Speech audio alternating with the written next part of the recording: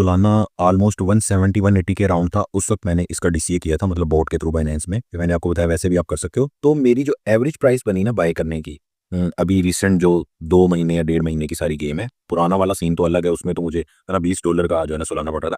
खैर यहाँ पे 121 के हिसाब से पड़ा, और अभी तकरीबन पर सोलाना मुझे $20 का फायदा हो रहा है। मेरे पास 181 सोलाना है यहाँ पे।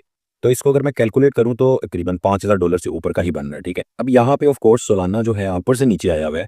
150 उस हिसाब से कुछ भी नहीं है। मैंने लास्ट टाइम तो 260 में सेल किया था। तो उस लिहाज से आपके माइंड में सोच आ सकती है कि यार ये तो बहुत अभी नीचे है, अभी इसने और ऊपर जाना है। लेकिन यार वाइज डिसीजन हमेशा यही होता है कि आप कुछ ना कुछ प्रॉफिट यहाँ पे बुक करो। अब यहाँ पे मेरा तकरीबन $27000 है, जिसमें से आप निकाल दो तकरीबन $5500, तो बन जाता है कोई $22,000 मेरी इन्वेस्टमेंट थी। तो तुम यूँ कह सकते हो।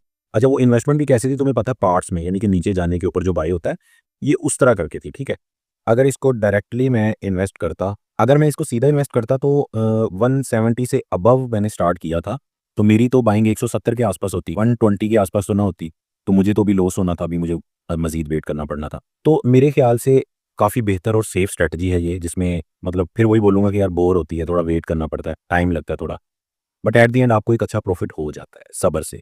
रातों रात आप इससे अमीर नहीं हो सकते। खासतौर पे उन लोगों के लिए तो ये स्ट्रेटजी ठीक है जिनकी अमाउंट बड़ी है। अगर नहीं भी अमाउंट बड़ी, तो फिर भी आप इसको सब्र से लेके चल सकते हो। चाहे आप स्टूडेंट भी हो, तो मैंने हमेशा आपको बोला आप ऑटो इन्वेस्ट या बोर्ड्स की जो ट्रेडिंग है, ठीक है, वो आप कर सकते हो बाइनेंस के थ्रू या किसी भी एक्सचेंज के थ्रू। मैनुअली भी ये चीज़ें की जा सकती हैं। खैर, अब मैं आपको शेयर जो चीज़ करना चाह रहा हूँ, मैंने ये डिसीजन लिया है कि यहाँ पे मैं इसको सेल कर देता हूँ।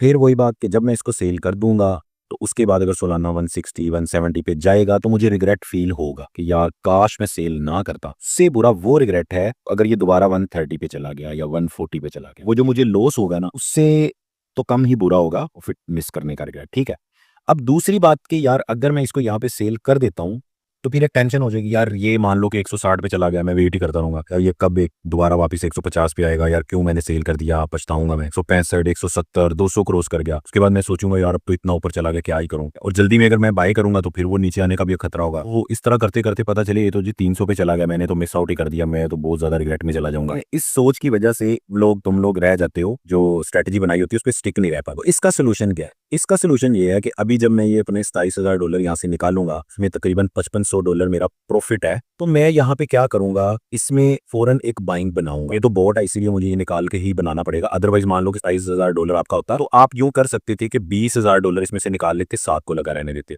बाकी जो आपका 20 है, उस 20 में से 10 को आप डीसीए कर देते। अगर दोबारा ही सारा लगाना है ना आपने कि यार चलो ऊपर गया, प्रॉफिट हुआ, थोड़ा नीचे जाए, फिर मैं दोबारा बाय कर लूँ, यानी फुल अमाउंट के साथ आप खेलना चाह रहे हो, फिर आपने यहाँ पे $7000 रहने दिया या $10000 रहने दिया, बाकी का आपने निकाला। ठीक है, निकाल के मान लो कि 7 आपने रहने दिया यहाँ पे। ठीक है, मतलब जो 20 है उसके 2 हिस्से आपने कर लिए। ठीक है, उसमें से 10 को आपने ऑटो इन्वेस्ट के थ्रू, यानी बाइनेंस में जो रिकरिंग वाला फीचर है कि डेली का कुछ इन्वेस्ट होता रहे, उसके जरिए आपने इसको दोबारा लगाना शुरू कर दिया।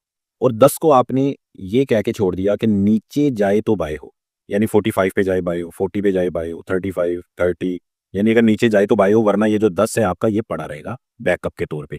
या आप यूं कह लो कि ये आपने प्रॉफिट निकाल लिया, साइड पे कर लिया। ये जो 10 है ना, ये तुम्हें उस रिग्रेट से बचाएगा जो तुम्हें होने वाला है मार्केट अगर बहुत ऊपर चली गई तो। ठीक है, मान लो कि मार्केट ऊपर जाते जाते तुमने ऑटो इन्वेस्ट के जरिए मार्केट चलेगी $200 के आसपास। ठीक है, तो तुमने 10,000 का ऑटो इन्वेस्ट जो चलाया हुआ था, 7,000 तुम्हारे पास पहले पड़ा हुआ था, 10,000 पे तुमने ऑटो इन्वेस्ट चलाया, उस 10 में से मान लो कि तुम्हारा 5,000 और इन्वेस्ट हो गया 200 जाने तक। तुम्हारी जो एवरेज बाइंग है ना, 7,000 की एवरेज बाइंग तुम्हारी 121 है, इस 5,000 की जो एवरेज बाइंग है वो तुम्हारी 175 बनेगी। ठीक है, तुम्हारी कहीं ना कहीं जो एवरेज बाइंग है वो 150 की बजाय 160 165, ये ठीक है, मैं अंदाजन बता रहा हूँ, यहाँ पे तुम्हारी एक एवरेज बाइंग 170 के अराउंड कहीं ना कहीं बन जाएगी।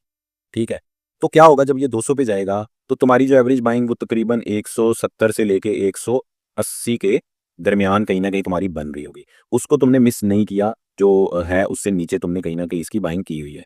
अब ये जो सारी मैंने चीज़ें बताई हैं, इसके अंदर मुझे लगता है कि मेरे बताने का अंदाज शायद ऐसा है कि वो कंफ्यूज हो जाता है बंदा थोड़ा सा। अदरवाइज मेरे ख्याल से आपको समझ आ ही गई है। लेकिन ये आपने डिसीजन लेना है। ये $27,000 है, ये तो चलो मेरा हो गया, आपने अपने हिसाब से डिसीजन लेना है कि इसमें से मैं $7,000 अभी रखूँ, 20 निकाल लूँ, या इसमें से मैं $10,000 रखूँ, 17 निकाल लूँ। ठीक है, 7 रखता हूँ, 20 निकालता हूँ, तो मैंने स्ट्रैटेजी बता दी। अच्छा, अब ये तो स्ट्रैटेजी थी 100% अमाउंट के साथ मैं खेलना चाह रहा हूँ, ये तो वो वाली थी। बट अब इससे भी सेफ स्ट्रैटेजी पे चले जाओ। अब इससे सेफ स्ट्रैटेजी क्या हो सकती है कि मैं कहता हूँ यार नहीं, मुझे अब ये 27 निकाल के फौरन 27 को नहीं लगाना, फौरन मीन की पूरी स्ट्रैटेजी में 27 नहीं यूज करना। तो मैं ये 27 निकालता हूँ, ठीक है। अब इस 27 को निकाल के मैंने डिसीजन ये ले लिया यार, मैं इसमें से $5000 जो है ना वो अभी इन्वेस्ट कर देता हूँ, $5000 जो है ना वो ऑटो इन्वेस्ट कर देता हूँ, ठीक है। मतलब 5 अभी इन्वेस्ट हो गया, जो कि रिग्रेट नहीं होगा।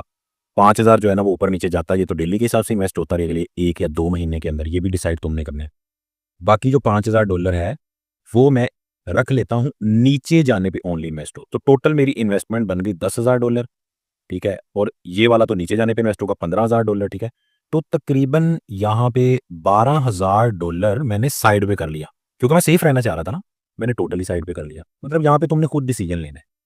मेन चीज़ तुम्हें मैंने बता दी कि तुम्हें 3 चीज़ें करनी है, इसको निकालते ही कुछ ना कुछ फ़ॉरेन इन्वेस्ट करना है आपने। अच्छा, जो फ़ॉरेन इन्वेस्ट करना है ना, उसके पीछे एक सोच है। जैसे अभी मार्केट लग रही है कि इसके बाद उठेगी, ऊपर चली जाएगी, यानी सेंटीमेंट मार्केट का पॉजिटिव बना है। इसीलिए जो फ़ॉरेन तुमने इन्वेस्ट करना है ना, वो कुछ बड़ी अमाउंट में कर सकते हो। 10% कम से कम, ज़्यादा से ज़्यादा मैं बोलूँगा तुम्हें 30%, 50% मैं नहीं बोलूँगा, जो कि फ़ॉरेन इन्वेस्ट करना है, ठीक है? और अगर मार्केट का सेंटीमेंट यहाँ पे कुछ ऐसा है कि यार नहीं, कोई पता नहीं है भाई, ये तो कंफर्म नीचे जाएगा, तो तुम फ़ॉरेन इन्वेस्ट करो ही ना।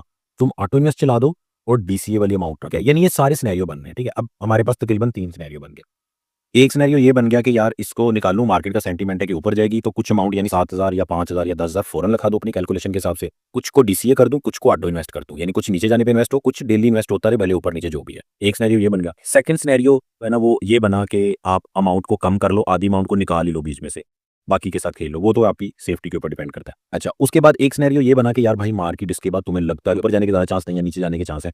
तो तुम कुछ भी नहीं करो, इसको निकालते साथ ही ना कुछ अमाउंट उसको ऑटो इन्वेस्ट लगा दो और कुछ को रख दो कि नीचे जाने पे इन्वेस्ट हो। तुम कोइनएक्स का जो मार्केट ऑर्डर वाला शेयर है वो यूज़ करो नीचे जाने पे इन्वेस्ट होने पे, या अगर अमाउंट बाउंड कर सकते हो तो बाइनेंस के जो बोर्ड्स हैं, डीसीए वगैरह, इनको यूज़ कर सकते हो, ठीक है। तो ये आपकी दूसरी स्ट्रेटजी होगी। अभी के हिसाब से तो ये 2 ही समझ आ रही हैं, क्योंकि मार्केट ऊपर जाने के बाद अच्छी खासी नीचे, लेकिन मान लो आज से 2-3 महीने पहले जो मार्केट ऊपर थी, जब लग रहा था कि वाकई यहाँ से 30-40% गिर सकती है मार्केट, लेकिन ज़ाहिर है उस टाइम हमें फील नहीं हो रहा होता और हम उसमें ज़ाहिर है गलती करते हैं।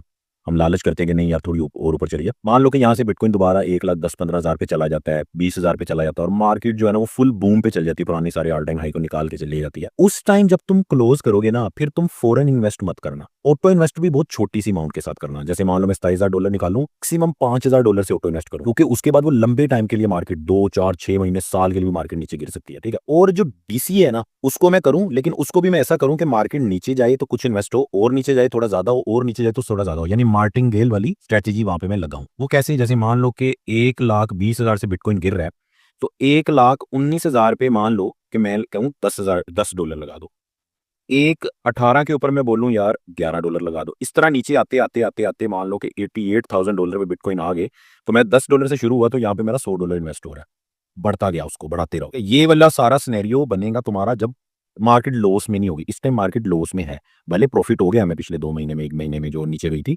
लेकिन मार्केट वापस तो नहीं गई ना। अभी तो 93-94 पे बिटकॉइन चल रहा है। ये सारी स्ट्रेटजीज हैं, इसको आप मनी मैनेजमेंट कह सकते हो। बट इसमें देखो कुछ फिक्स है नहीं। इसमें फिक्स ऐसा हो सकता है कि अगर फर्स्ट एक स्पेसिफिक पर्सन आप मुझसे बात करो, मुझे बोलो यार साकी भाई मेरी इतनी अमाउंट है, ये मेरा सिनेरियो है और ये मेरी सोच है। जैसे इस 27,000 को लेकर मेरी सोच क्या है? क्या ये 27,000 में से कुछ पैसे निकाल के मैंने कारोबार करना है? क्या मैंने जो है ना इसके अंदर मजीद किसी जगह इन्वेस्टमेंट करनी? क्या ये मेरी टोटल जमा पूंजी है? ठीक है, या क्या मैं इसमें मजीद मेरी कुछ कहीं से अर्निंग सोर्स आ सकते हैं? तो वो सारी चीज़ें आपने डिसीजन लेना है, ठीक है। वो स्पेसिफिक अगर आप कोई बंदा मेरे पास आएगा और आके मुझे बोलेगा कि यार ये मेरा सिनेरियो है, तो मुझे बताओ, मुझे नहीं समझ आ रही, आप बताओ कि क्या हो सकता है, तो फिर उस पे मैं बता सकता हूँ कि यार मेरे ख्याल से तुम्हारे लिए ये बेस्ट रह सकता है, ठीक है। अब ये जो सारा सिस्टम है ये वर्क करता है क्या? किसी मतलब किसी के लिए बहुत अच्छा वर्क करेगा, किसी के लिए नहीं वर्क करेगा, ठीक है। टेम्परेरी तौर पे आपको ऐसा भी लगता है कि नहीं वर्क कर रहा, मतलब ये सारा सिनेरियो आपने लगा लिया तो आपको 1-2 महीने, मतलब ये प्रॉफिट हमें 1-2 महीने बाद ही कहीं न कहीं नज़र आ रहा होता है, कभी-कभी 6 महीने बाद। एक टाइम तो ऐसा आया था कि 1.5 या 2 साल हम लॉस में रहे थे, उसके बाद प्रॉफिट नज़र आया था। तो यही मार्केट की हकीकत है। इसके अलावा वो जो आप ख्वाब सपने देखते हो, वो रातों-रात वाले वो नहीं है, ये सुकून वाला, तसल्ली वाला काम है। बट इस तरीके से चल के 2017 से लेके आज तक एट द एंड, ये माइंड में रखना, एट द एंड यानी डेली तुम परेशान हो, मंथली परेशान हो, कई दफ़ा पूरा साल परेशान हो, एट द एंड प्रॉफिट ही हुआ है। अब इस वीडियो को लाइक कर दो और कमेंट्स के अंदर तुम अपनी राय भी शेयर करो, जो क्वेश्चन है वो भी बताओ, ठीक है। अल्लाह हाफ़िज़।